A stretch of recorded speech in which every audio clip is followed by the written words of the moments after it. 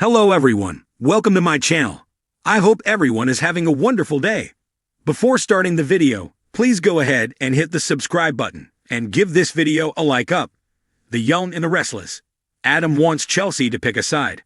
Phyllis cozies up to Kane and later pushes Billy's buttons. All products and services featured are independently chosen by editors. However, Soaks.com may receive a commission on orders placed through its retail links, and the retailer may receive certain auditable data for accounting purposes. Chelsea greets Adam at Crimson Lights, where they go over Connor's OCD and how great it is that he feels normal now. Adam remarks that things don't feel normal at work. His father wants to make someone's life a living hell. Chelsea learns that Victor is going after Kane, and someone could get caught in the crossfire. Adam breaks the news that Billy may be aligning himself with Kane, not only against their family, but his own as well. Victor witnessed them put their heads together in France. This is not a war Billy can win.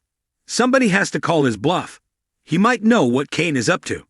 Adam warns that Billy is part of an attack on their family and Victor has no choice but to deal with that threat.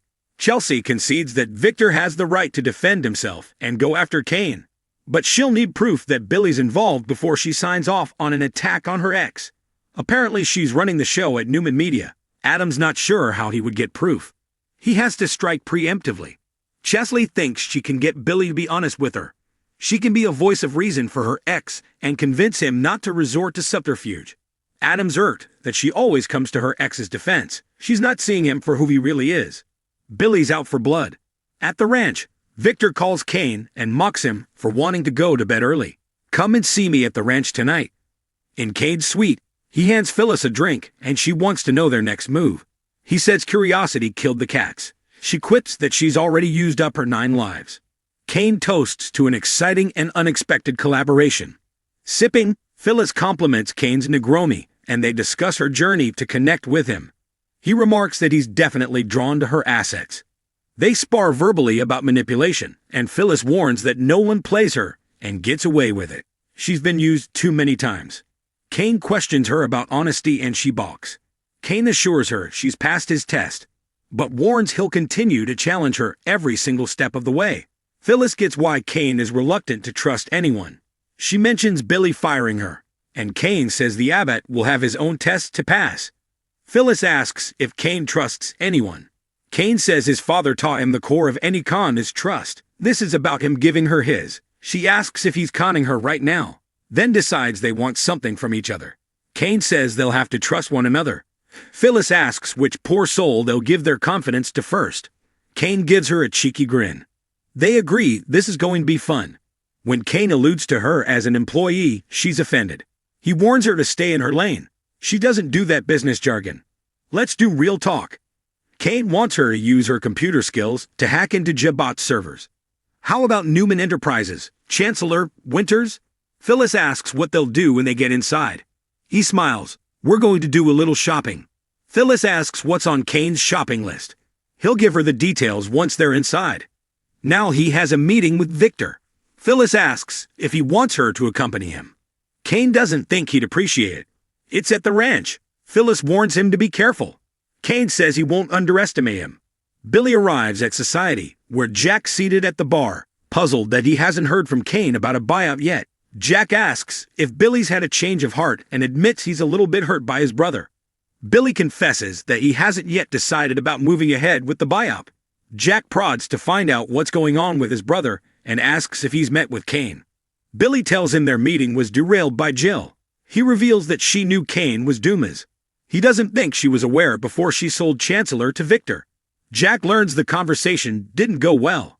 She's upset that he didn't reach out about Chance, but he thought it was up to Kane given he was responsible. It's an untenable situation. Jack can see this weighing, and asks how Jill found out about Kane's alias.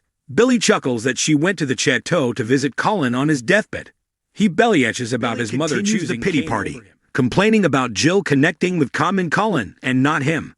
Talk turns to John Abbott briefly before Billy complains that Kane's taken over his mother's life again. Jack can see this is tearing him up. Billy will still do what he needs to do. He'll get Chancellor back with or without Kane. Jack senses he knows Kane's plan. Billy does, and things in Genoa City are about to get very ugly. Billy warns Kane is making big moves. He's not just targeting Jabot and Chancellor. He also wants Newman and Winters. Jack reels. Billy says he's going to wrap everything up under one umbrella. Using a Kane/Train euphemism, Jack says they'll have to derail his plans. Billy warns he's not alone. He has a soldier cheering him on. It's Phyllis.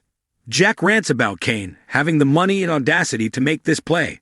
Jack wonders why he'd tell Billy that Jabot is a target. Billy says he gave him one really good reason not to.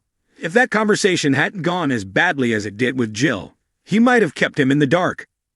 Jack fumes. Please tell me I'm wrong. Tell me you would not sell out Jabot and your family to get Chancellor back.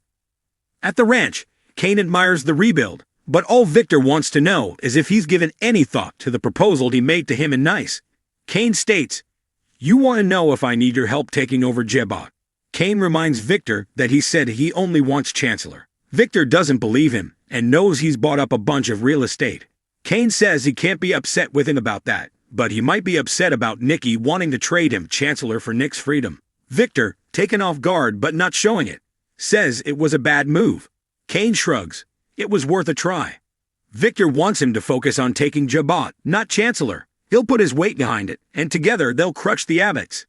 Back at Society, Billy tells Jack he didn't tell Kane to go to hell. He had to consider the options. Jack can't believe he thought selling out Jabot was an option. Billy tells his brother he'll never go against their family. Jack's relieved to hear that and urges Billy to tell Kane he's in. With him on the inside, they can protect their families. He'll remain the investor in Abbott Communications. Jack is sorry about his rift with Jill. Billy realizes Jack always has his back. Billy told Kane he could buy Jack out. Jack will handle that. They'll bring Kane down from the inside. Phyllis appears and Billy tells her he was just telling Jack about his conversation with Jill. Jack hustles out of there. Phyllis needles Billy that she got the feeling he was selling Kane out. Billy insists he's Team Kane. She says Kane doesn't want him anymore. He doesn't think Billy can commit. He also has mommy issues. Phyllis claims Kane asked her to tell Billy the offer is off the table. She explains that the leadership team can't have a weak link. Billy thinks she took advantage of the situation when he left the suite. Is this payback for letting her go? Phyllis sneers her denial. Billy reminds her that he saved her life in the clinic. She says Nick did.